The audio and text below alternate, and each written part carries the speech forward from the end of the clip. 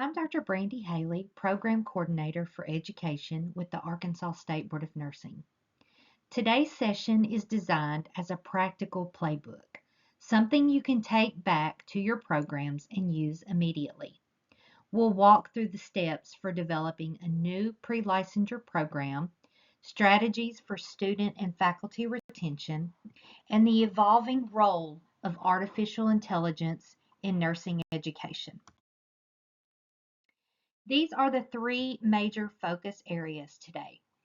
Whether you're planning a new program, strengthening an existing one, or exploring emerging technologies, you'll leave with actionable strategies and clear expectations aligned with Arkansas education regulations. Launching a new program is a multi-step process. It begins with early communication with the board, followed by a feasibility study that demonstrates community need and institutional readiness. After the proposal is submitted, a site visit occurs and the board makes the final determination. Here is what the process looks like for approval. These are all detailed in Part 125 of the Educational Standards. The initial inquiry includes the letter of intent. This is a formal Arkansas State Board of Nursing document that must be submitted. An email with intent is not official and no board action will occur from that email. The feasibility study is the main part of the prerequisite survey.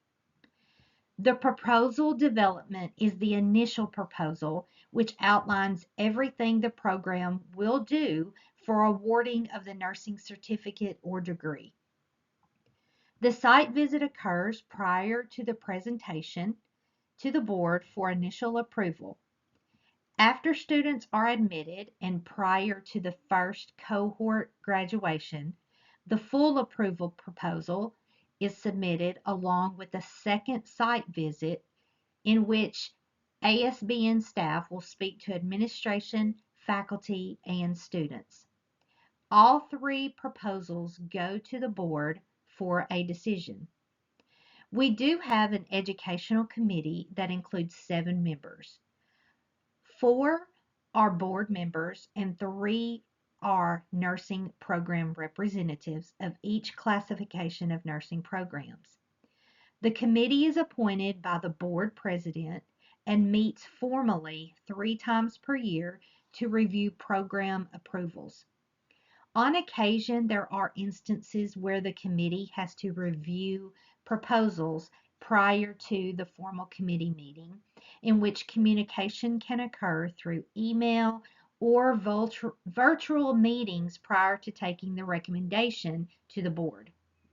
The committee makes a recommendation to the board regarding what action to take. However, the final decision rests with the board. Let's look at each of the steps. Early consultation with me helps programs avoid costly missteps. We encourage institutions to reach out before drafting anything. This ensures alignment with Part 125 educational standards from the very beginning. When you make contact with me, I will ask you questions to determine an appropriate timeline because the idea of creating a new program does not come to fruition in a few months. This can be a lengthy process for schools that do not have an existing nursing program. If you have a current nursing program that is approved by the board, then there are a few steps that can be waived by the board. This is why consulting with me is vital to ensure that you start off in regulatory compliance. Once the board accepts the letter of intent, the school may move forward with conducting the feasibility study and writing of the prerequisite proposal. The feasibility study is foundational. It demonstrates that the program is not only needed, but also sustainable. Remember, the mission of the board is to protect the public. One way this mission is carried out is through approval of nursing education programs, which includes protection of students. We want to make sure your program is viable and successful because those students deserve that. The feasibility study should include information about the workforce demand. How will your program address that demand? Clinical site availability is often a big barrier, so programs must show strong partnerships. We all know that faculty recruitment and retention can be a barrier as well. So, how will your program hire and retain qualified faculty? That must be in place prior to the program starting. And finally, do you have the financial and student service resources that are needed for program sustainability? Once the board approves the prerequisite proposal, the program may advertise that the program is coming. Then the next step is submitting the initial approval proposal, which is a much more comprehensive action. This proposal gives a clear picture of what the program will look like. It must clearly show how the curriculum aligns with the program outcomes and how evaluation processes ensure continuous improvement. Prior to taking the initial approval to the board for a decision, I will come for a site visit. During the site visit, we look for evidence that the program can deliver what is written in the proposal. This includes faculty expertise, simulation readiness, and student support structures. After the site visit, I will write a summary and the initial approval is presented to the Education Committee for recommendation to the board for action. The board's primary responsibility is public protection. Keeping that in mind, programs must demonstrate that graduates will be prepared for safe entry level practice.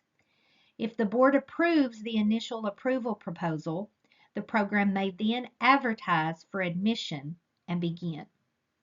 The process is then repeated for full approval prior to the first cohort graduating. The strategies listed in this slide will help new programs avoid common pitfalls. Strong leadership and clear curriculum alignment are especially critical. I'm here to help programs avoid those common pitfalls, so please utilize me and let me help guide you on starting strong. Now that we've walked through the steps involved in developing a new pre-licensure program from early consultation all the way through board review, I want to shift our focus to what happens after a program is approved and operational.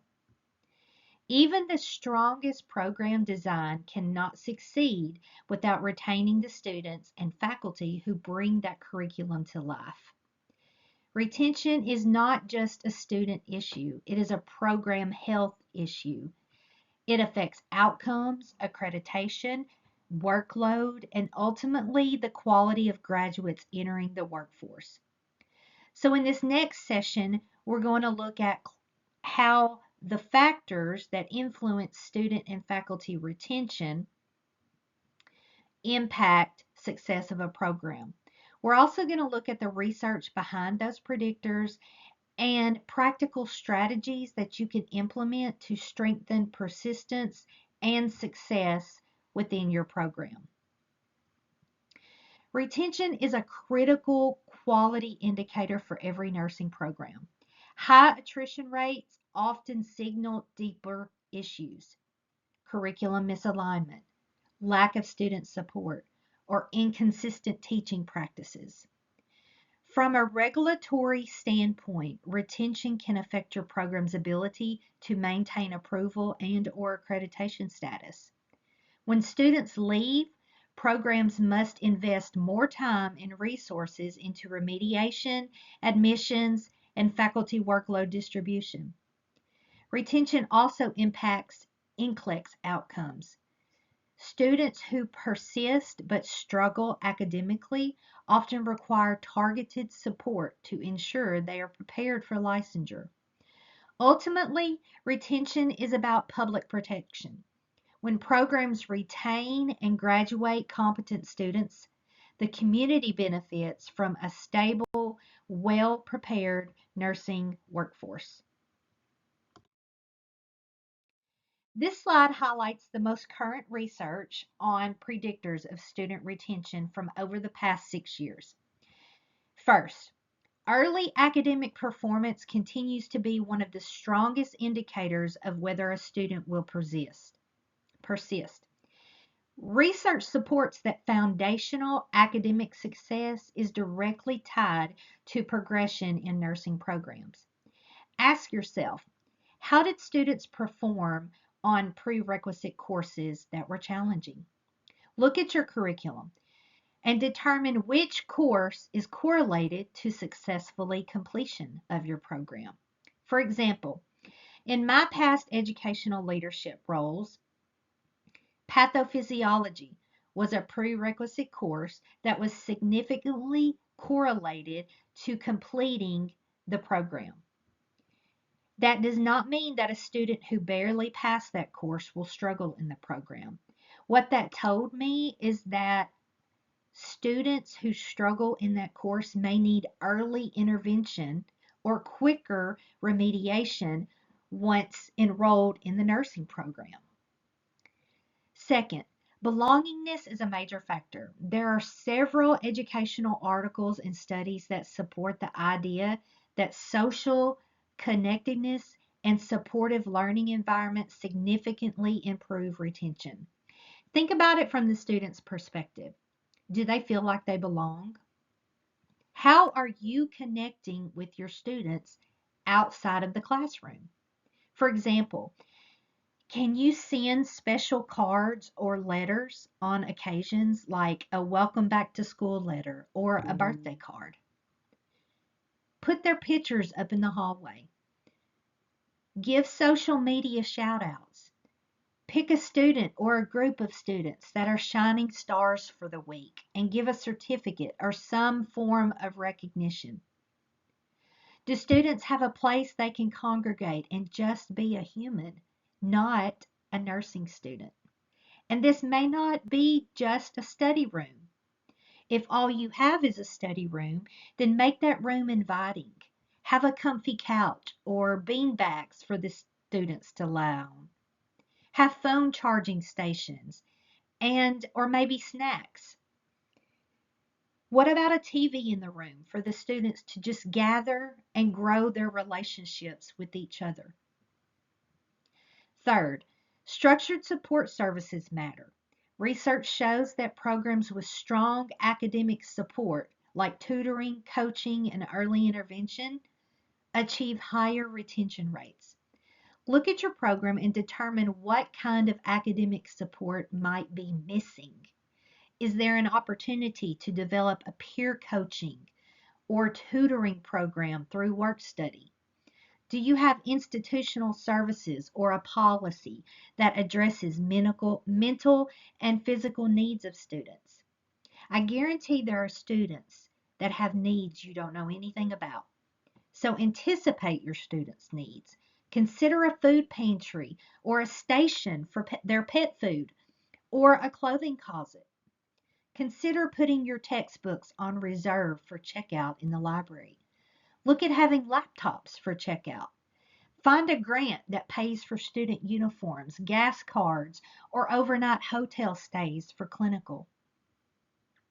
Finally, faculty engagement is essential.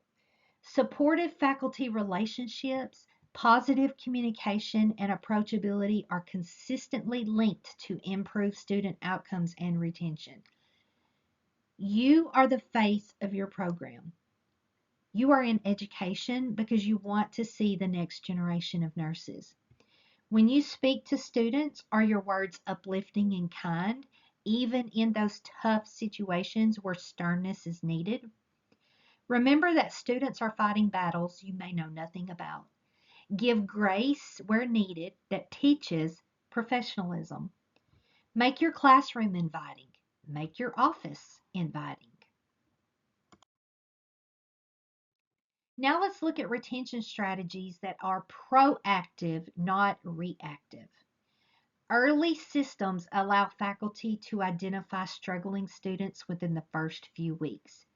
This includes monitoring exam performance, attendance, and engagement. Mandatory tutoring or structured remediation ensures that students receive targeted support rather than optional or inconsistent help. What does your program's remediation policy say? Is remediation required or optional? If it's optional, ask yourself why it's optional and if that's the best avenue to take with this generation of students. We know that student populations are not the same as they were even just a few years ago. Peer mentoring is especially effective in nursing programs. Students often learn best from those who have recently completed the same courses. As previously mentioned, is there an opportunity for your program to employ peers as tutors or have a part-time past graduate lead study sessions? Transparent communication is also essential. Students should understand how assignments connect to their program outcomes and why each activity matters. When students see purpose, they stay engaged. They have buy-in. Look at your syllabus. Are all assignments listed along with the purpose of the assignment, linking that purpose back to the program outcomes? I've done several site visits, and a question I always ask your students is, what are your program outcomes? Oftentimes, I get silence. So post your program outcomes in your classrooms, in the hallways, in the bathrooms, in your study rooms, in your course shells, not just in your student handbooks. Talk about your program outcomes with each lecture. Have your course and your clinical learning objectives linked to your program outcomes. Students need to know their goals, and your program outcomes are their goals. Finally, curriculum alignment reduces confusion and it helps students build confidence as they progress. They need to see their progression. They need to understand that courses build on each other. That actually is an educational standard.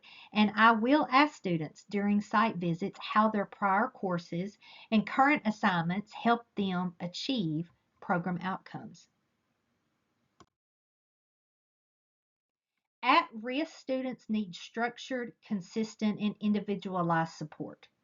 A remediation plan should outline specific goals, timelines, and measurable outcomes. Just like we teach patient-centered care, your student remediation plan should be centered on their needs. The remediation plan should be developed with the student, not for the student. Faculty coaching is one of the most effective interventions. This may include reviewing test-taking strategies, reinforcing clinical reasoning, or practicing skills in low-stakes environments. Mental health support is also critical. Nursing students experience high levels of stress and anxiety. That anxiety often contributes to academic decline. Programs should normalize referrals to counseling services. Flexible learning supports, such as extending testing time, quiet testing environments, or supplemental instruction, can make a significant difference for students with documented needs.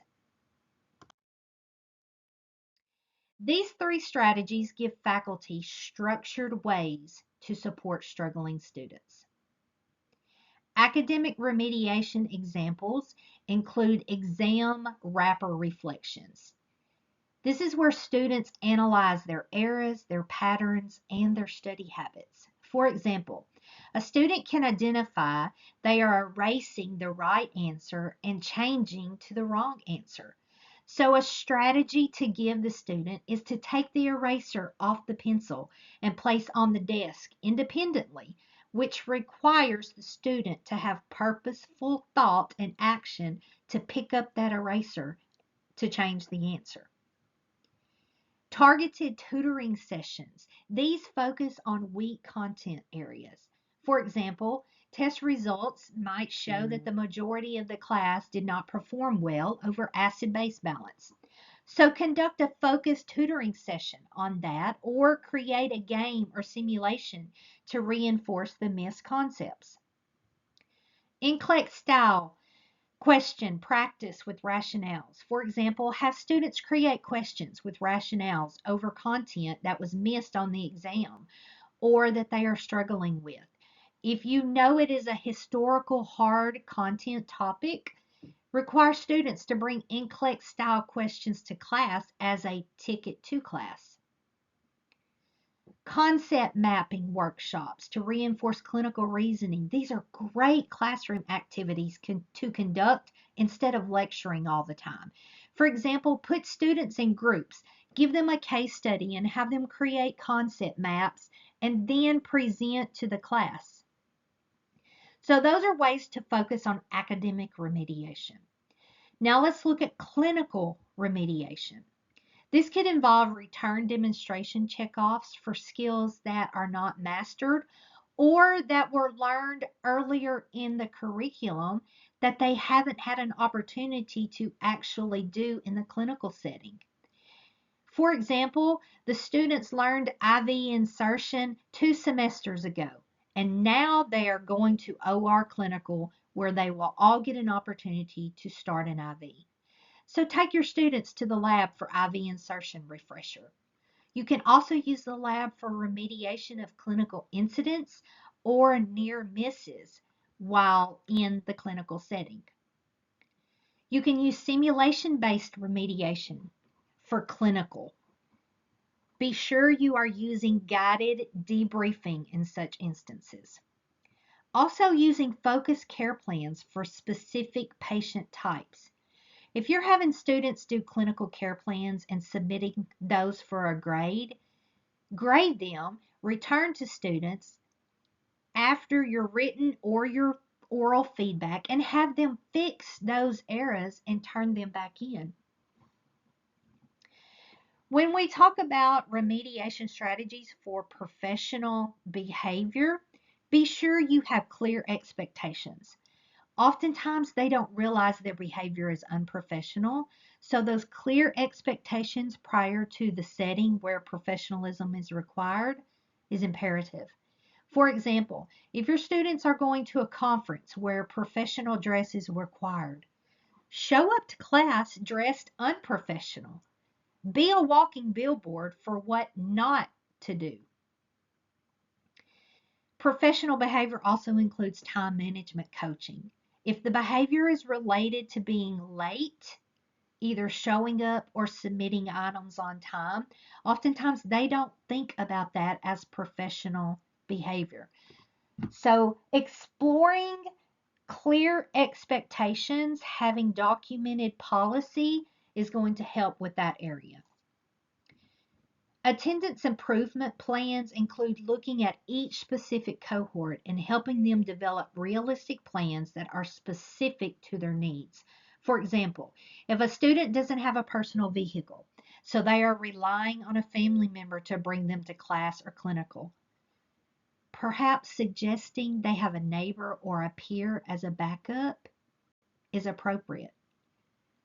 Oftentimes, I've found that what we think is common sense, students never thought.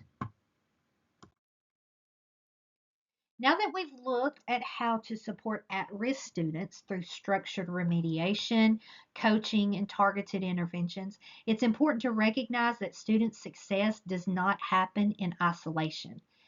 The faculty who deliver the curriculum, mentor students, and uphold program standards are the backbone of every nursing program. If faculty are overwhelmed, undersupported, or experiencing burnout, even the strongest student success strategies will fall short. Retention is a two-sided equation. Students and faculty both need stability, support, and a healthy environment to thrive. So next we're going to shift our focus to faculty retention.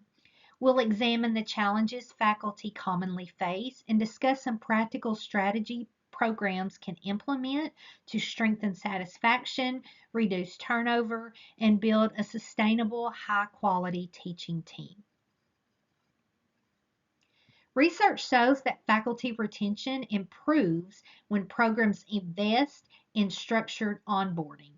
New faculty should receive training in teaching strategies, assessment methods, simulation best practices, and regulatory requirements. Don't forget to teach those regulatory requirements so they understand why they have to do certain things. Mentorship pairings help new faculty feel supported and connected. Mentors can guide them through curriculum expectations, grading practices, classroom management, and those regulatory standards. Protected time is essential. Faculty need time for development, scholarship, and course preparation, not just teaching. Recognition also matters. Faculty who feel valued are more likely to stay. This includes acknowledging achievements, providing leadership opportunities, and ensuring workload balance. Basically, everything that is being done for student retention can be applicable in some way to faculty retention. Many new faculty enter academia without formal training in teaching, curriculum development, or assessment. Without structured onboarding, the challenges listed here will happen. So let's look at what nursing programs can do to support faculty retention. These are strategies that directly address the challenges we discussed on the previous slides, and they create an environment where faculty feel supported, valued, and able to thrive. Please know that I'm well aware of the faculty salary issues, which are a statewide problem. These strategies do not address the salary, but they do offer suggestions on other ways programs strengthen morale and create a sense of belonging. First, we have structured onboarding and mentorship. Again, new faculty often enter academia without formal preparation in curriculum. So a structured onboarding program paired with a dedicated mentor will help them understand their expectations, navigate the educational culture, and build confidence in their role. Secondly, again, protect the time. Faculty burnout is often tied to workload. Programs that intentionally build protected time for course preparation, grading, simulation planning, and professional development see higher satisfaction and lower turnover. Protected time signals that the institution values quality teaching. Third, ongoing professional development. Faculty need opportunities to grow in areas such as simulation, test item writing, clinical judgment, assessment, and technology integration. Programs that invest in faculty development build stronger educators and stronger outcomes. Fourth, equitable workload distribution. Clear, transparent workload policies prevent burnout and resentment. This includes balancing clinical hours, didactic teaching, committee work, and student advising. Fifth is recognition and psychological safety. Faculty stay where they feel valued. Simple practices like public acknowledgement, celebrating achievements, and fostering a supportive culture, those go a long way. Psychological safety is essential for innovation, collaboration, and retention. Sixth, we have wellness and work life balance. Flexible scheduling, reasonable expectations, and wellness initiatives help faculty maintain that balance. When faculty feel cared for, they are more likely to stay. And finally, shared governance. Faculty who have a voice in decision making, curriculum changes, policy development, program planning, they feel ownership and commitment to the program's success. Now, these strategies are not complicated, but they do require intentionality. When programs invest in faculty, retention improves, morale increases, and student outcomes strengthen. This sets the stage for a healthy, sustainable program. Now we're going to shift into our final section, which focuses on artificial intelligence and nursing education. This is an area that is evolving rapidly, and it's something that both faculty and students are already interacting with, whether we formally address it or not. AI is not a replacement for clinical judgment, faculty expertise, or the human elements of teaching and learning. Instead, it is a tool, one that can either strengthen or undermine learning depending on how it is used.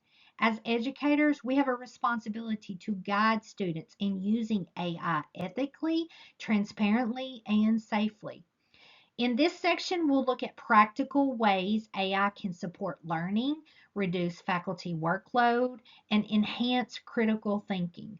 We'll also discuss the boundaries, what AI should not be used for, and how to build policies that protect academic integrity while still embracing innovation.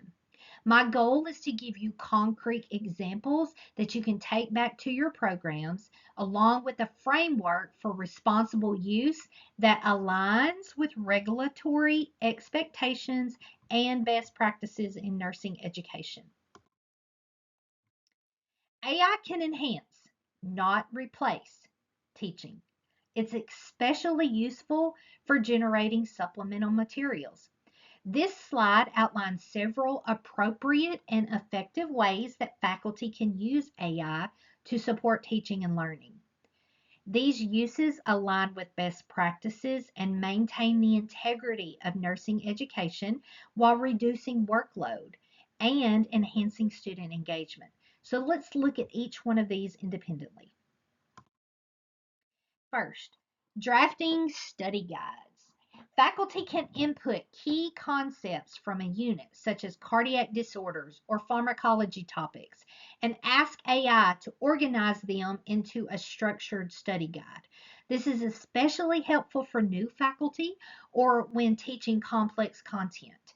The critical step is faculty review.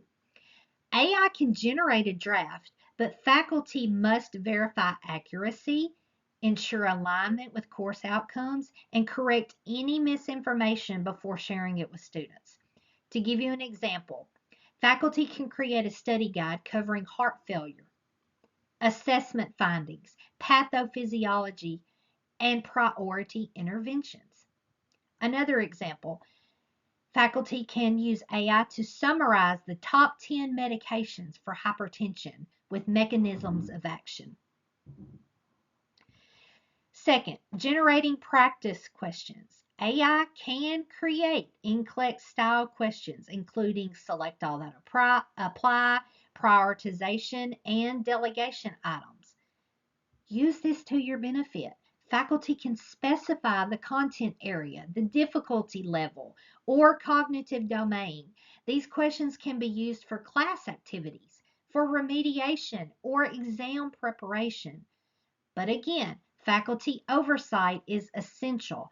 AI generated questions must be reviewed for accuracy and alignment with program standards. Third, supportive administrative task.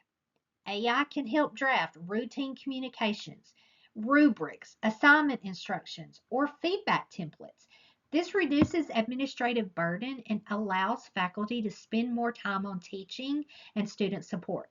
For example, AI can help create a rubric for a concept map assignment or draft a professional announcement reminding students about clinical paperwork deadlines. Just remember that you have to be specific as to what you want included in the rubric or the communication announcement. For example, a faculty member could ask AI to draft a rubric for a communication assignment with 3 performance levels that specifically measure XYZ using a grading scale of XYZ with a maximum point total of 50. So in that example, the faculty was very specific with AI instructions on what to develop. Finally, enhancing simulation scenarios. AI is excellent for generating scenario variations like changing patient demographics, comorbidities, or unexpected complications. Faculty can also use AI to create debriefing questions or pre brief prompts. This helps keep simulations fresh and allows faculty to tailor scenarios to a specific learning outcome. As always, faculty must validate clinical accuracy and ensure the scenario aligns with safety standards. This slide outlines the boundaries of AI use, what AI should not be used for in nursing education. These examples are essential for maintaining academic integrity, regulatory compliance, and public protection. First, AI cannot complete graded assignments or exams. If students use AI to write papers, answer exam questions, or generate case study responses, faculty cannot accurately assess their competency. This undermines learning and it violates academic honesty policies. Second, AI cannot generate clinical documentation or care plans. Clinical documentation reflects a student's ability to assess, prioritize, and plan care. If AI writes these components, the student is not demonstrating the clinical reasoning required for safe practice. Third, AI cannot replace clinical thinking or clinical judgment. Students may be tempted to ask AI what the nurse should do first or how to interpret lab values. This is inappropriate because clinical judgment is a core competency that must be developed through practice, not delegated to a tool. Fourth, AI cannot write academic work for students. Discussion posts, reflections, and papers, they're all designed to measure communication, synthesis, and personal insight. AI generated work doesn't reflect the student's voice or learning. And finally, AI cannot produce faculty level documents. This would be accreditation reports, student evaluations, and regulatory documents that require professional judgment and accountability. AI can assist with brainstorming or outlining, but the final product must be faculty generated. The overarching principle is simple. AI can support learning, but it cannot replace thinking, judgment, or professional responsibility. When we talk about AI in nursing education, the goal is not to replace thinking, it's to enhance it. Students must understand that AI is a tool, not authority. We want them to use AI, and they are going to use AI. So we need to be proactive and teach them how to use AI ethically, transparently, and with strong critical thinking skills. Faculty should explicitly teach students how to verify AI generated content, identify inaccuracies, and cross check information with evidence based sources. This is especially important in clinical courses where misinformation could lead to unsafe conclusions. We also want to normalize transparency. If students use AI to brainstorm, outline, or study, they should disclose that use. This mirrors professional expectations in healthcare, where documentation and transparency are essential.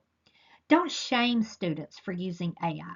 Maybe you even require AI use on an assignment so that students begin to understand how to use it ethically.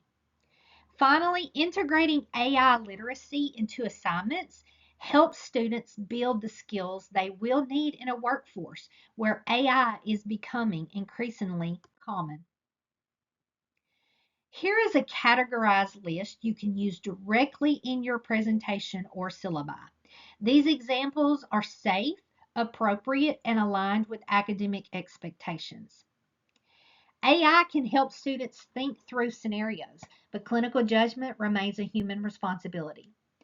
Programs must establish safeguards to ensure AI use aligns with ethical and regulatory expectations. So let's look at each one of these individually. For using AI in clinical for clinical judgment and reasoning activities, an example assignment could include an AI generated case variation.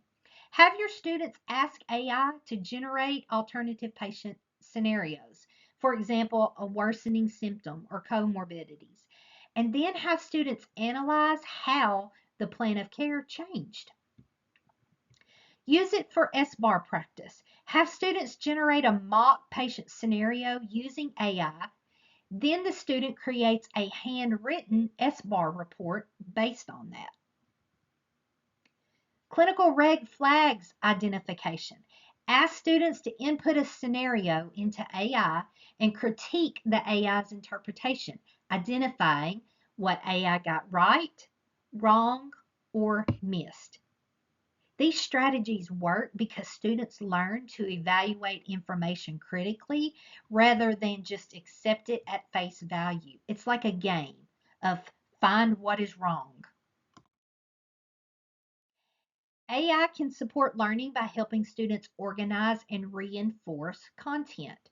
Example assignments include AI generated study guides. Students are using AI to create study guides right now. Even if you don't think they are, they are. So have students verify accuracy using their textbook or ATI resources. Students are also using AI right now to create NCLEX style questions. So ask students to generate those questions on a topic and then explain why each answer is correct or incorrect. Concept map drafting. Students generate a rough draft through generate a rough concept map draft and then have them refine it manually.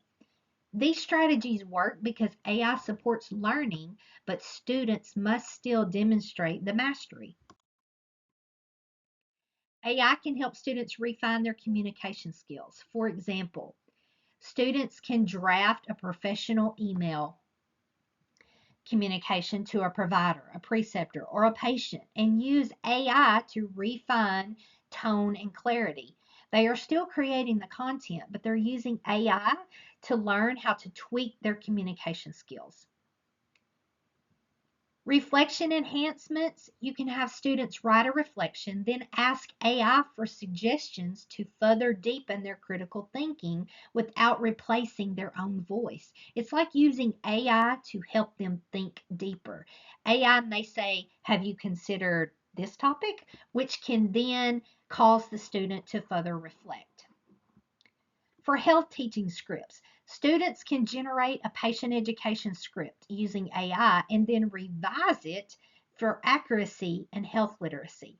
These strategies work because students learn to communicate clearly and evaluate AI for appropriateness.